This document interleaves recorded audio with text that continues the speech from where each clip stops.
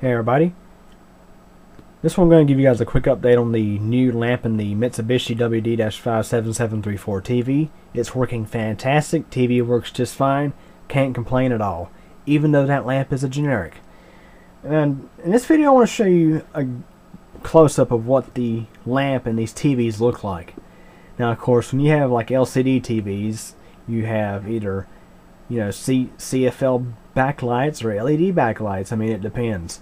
But if you have the older generation high definition TVs at a rear projection, chances are they have a lamp inside like this.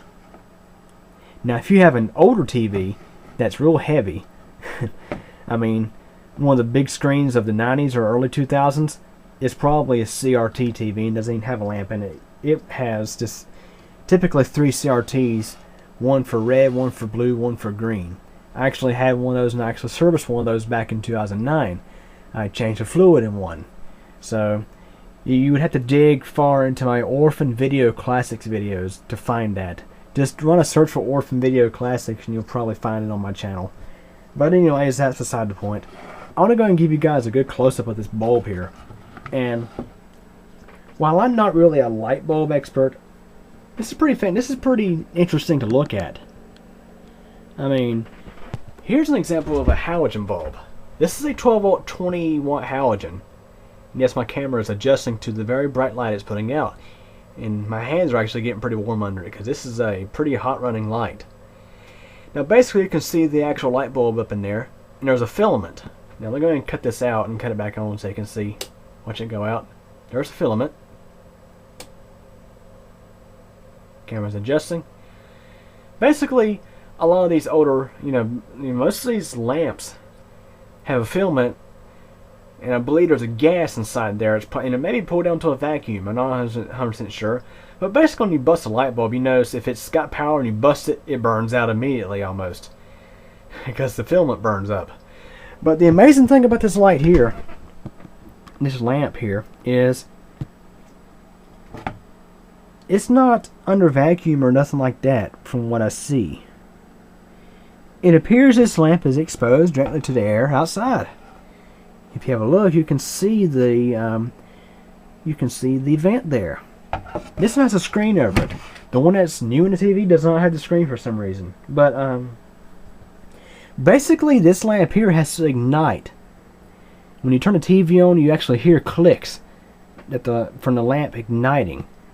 Now I believe this lamp here works sort of like maybe the HIDs in some newer cars.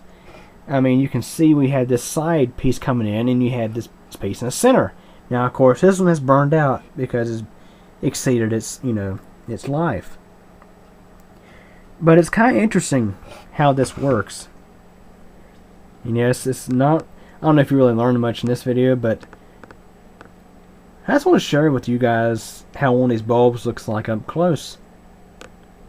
You have this piece coming into the side, and I'm not sure exactly how this works. I believe inside the TV you have a step-up converter that puts really high voltage to this lamp. And I'm not exactly sure what the voltage is, but basically I believe what happens is the thing ignites and it burns like a gas or something, or it just acts like sort of like an arc welder. And it puts out extremely bright light. I mean, there's an advisory on the TV about UV lighting coming from this thing. And speaking of UV lighting, even these halogen lamps put out ultraviolet light. But there is also, on the bottom of this lamp, you can see there is a piece of glass there. Supposedly, from what I believe, that's a UV filter. Because some lamps have the actual halogen bulb inside of a housing, and you actually take the UV glass off the front to change the lamp out. But this here is just a whole single unit. But I figured let's go and get you a close look at the back, see how this thing looks. And of course this is the whole cartridge assembly. There's the plug that plugs into the TV. Now, of course, different brand TVs, there's some differences in the designs of these lamps, but I thought it'd be pretty interesting to show you what this one looks like up close, since I didn't really do a good close-up in my lamp replacement video. So anyways, hopefully that's some interest to you. So anyways, thanks for watching.